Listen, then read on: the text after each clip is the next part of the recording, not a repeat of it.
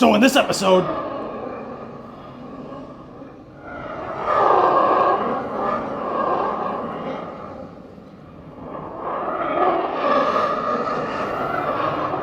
gotcha.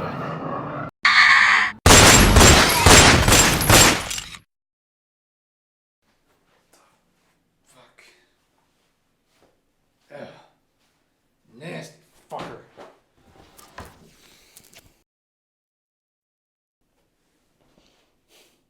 So in this episode, we take a look at Stranger Things gameplay footage for Dead by Daylight. Let's get started.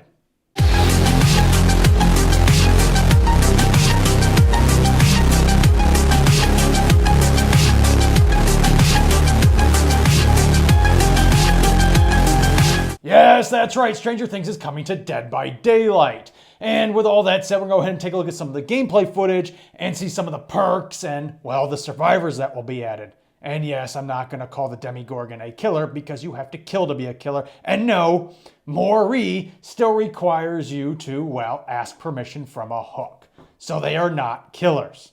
But with all that said, this actually looks kind of cool. So we're going to go ahead and take a look at all this footage right now. So first we go ahead and take a look at the new hooks. Yes, these hooks are based around Stranger Things. And if we pay attention and look rather closely, not only will you see some rats here and there, but it's very specific. You can actually even see a festery Demogorgon head, the Demogorgon hand, rats peeking out through random holes, and even a nest down at the bottom with their little tails scurrying about. And of course, with the Stranger Things DLC comes a new map. It does have a really cool look and feel to it. And yes, you even have those really cool dust particles floating around. And we can even see a scene from the end of season 2 where they went down into the hole to close the gate. Now here's some actual gameplay footage of the Demogorgon. So when you start off as a Demogorgon, you can actually place little mini gates on the floor. Yeah, that's right. You can actually place gates to actually teleport between the gates strategically throughout the map. And yes, the survivors can actually tear down the gates. And you'll notice when you're interacting with the portals, everything goes dark, kind of like you've entered the Upside Down. And one of the kills is a launch attack. And surprise, surprise, the second you see some blood, you have to freeze in order to give all the survivors a little OP moment. Because God forbid they could ever die in this game. I'd hate for little participation trophy kids to actually have to create a strategy in order to survive. But because of the length of his arms, it actually gives you a wider range to hit one of the survivors. But now let's get to some of the stuff a lot of you have been waiting for. The perks. So the first Demogorgon perk is actually called Surge. So the Surge perk will put a survivor into the dying state with a basic attack causing all generators within a 32-meter radius to instantly explode and regress. Next up is the Cruel Confinement. Now if you're using the Cruel Confinement perk, every time a generator is completed, all windows and vault locations within a 32-meter radius from the completed generator are blocked for all survivors for the next 25, 30, or 35 seconds. You see the aura of the vault locations blocked by Cruel Confinement for the duration. And last up is the Mindbreaker perk. Now if you have the Mindbreaker perk activated, while repairing generators with less than 50% repair progression, survivors are afflicted by the exhaustion status effect. Any existing exhaustion status effect timers are paused while the survivor is repairing a generator, and this effect persists for 1, 2, or 3 seconds after they have ended the repair action. And just like any other horror icon that's added to Dead by Daylight, these are not actually killers. You can't actually kill anybody. You have to have the hook do all the killing. Again, you're nothing more than another accessory to murder. And no, Maury still requires you to get permission from the hook in order to kill somebody.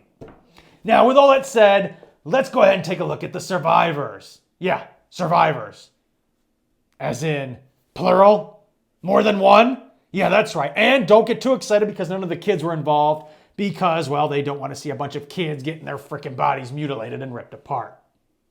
So let's see who the survivors are. So first up we have Steve. And next up we have Nancy, who is pretty much a worthless character in my mind and didn't really mean shit until season 3. So as we can see by these pictures, they're actually pretty fairly decent representations of the characters. But I know a lot of you don't really care about that. What you want to know, what you're excited to know about is what the hell are their perks? Because yeah, 2 characters would obviously equal 6 new perks. So for Steve, right off the bat, we have Babysitter. And if you have the Babysitter perk activated, when you unhook a survivor, the unhooked survivor leaves no scratch marks and blood trail for the next 4, 6, or 8 seconds. You see the accessory to murder's aura, and the accessory to murder sees your aura for 4 seconds. And the next perk is Camaraderie. Now with this perk activated, while on the hook and reaching the struggle phase, the perk activates. While the perk is activated, if at any time during the struggle phase, another survivor comes within 16 meters from your hook, the struggle phase timer is paused for 10, 12, or even 14 seconds. The second perk for Steve is called Second Wind.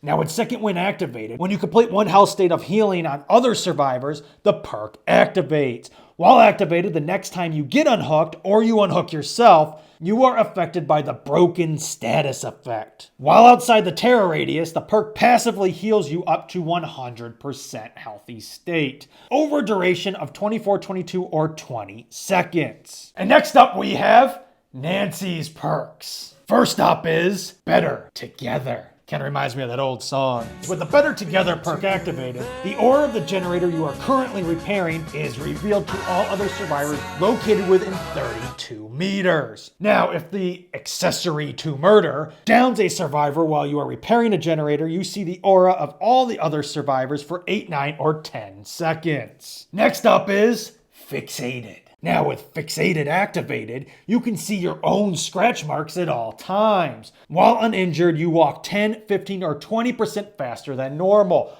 So for those of you wondering what the hell good this perk is for, well, it would allow you to see just how confusing the marks on the wall are. Because if you could see the marks, then you'll know what they see in order to create a better strategy and further confuse the accessory to murder.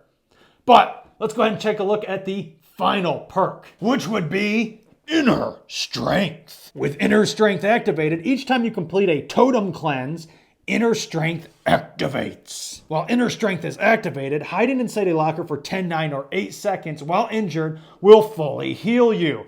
Oh yay, more things to give the participation trophy generation, because God forbid they'd actually have to do something to earn their win. Now, Inner Strength becomes deactivated as soon as it has successfully triggered. So something else that this DLC includes that I thought was really cool is once you actually cross the exit threshold, you enter the Upside Down. So this way they can actually incorporate the Upside Down into this DLC.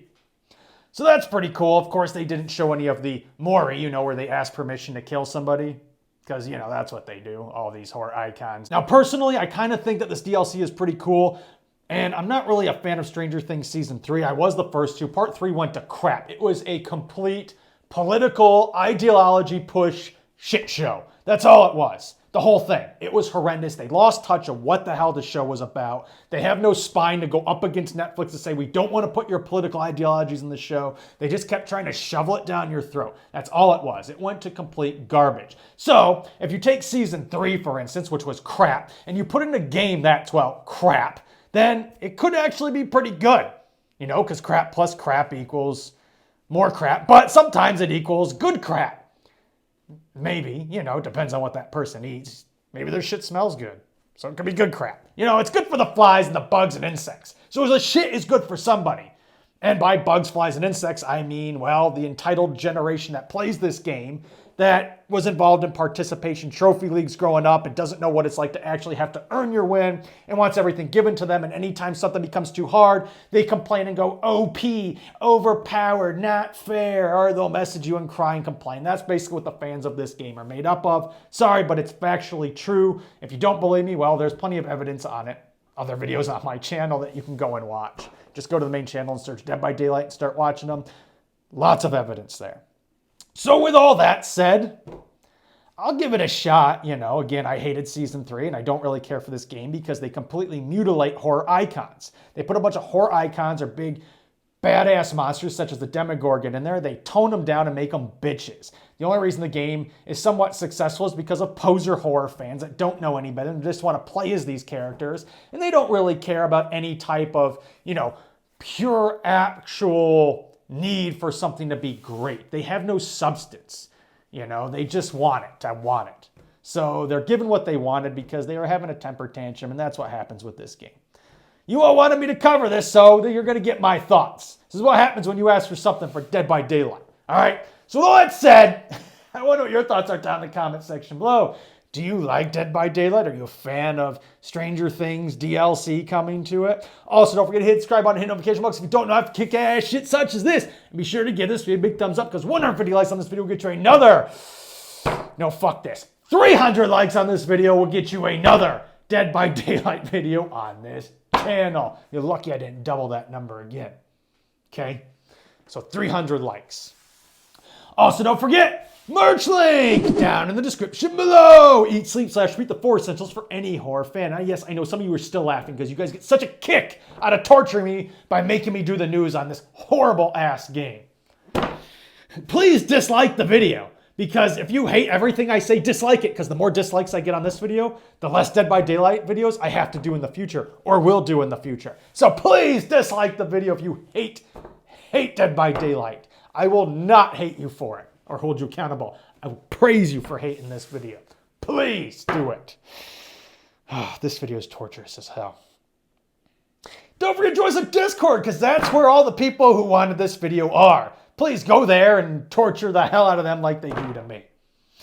And as always, oh, shut the fuck up. I gotta get rid of this thing. And I'll see you next time.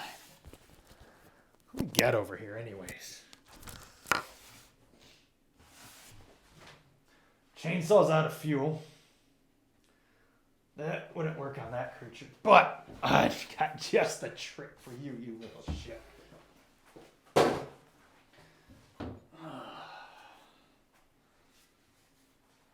Still sharp. All right.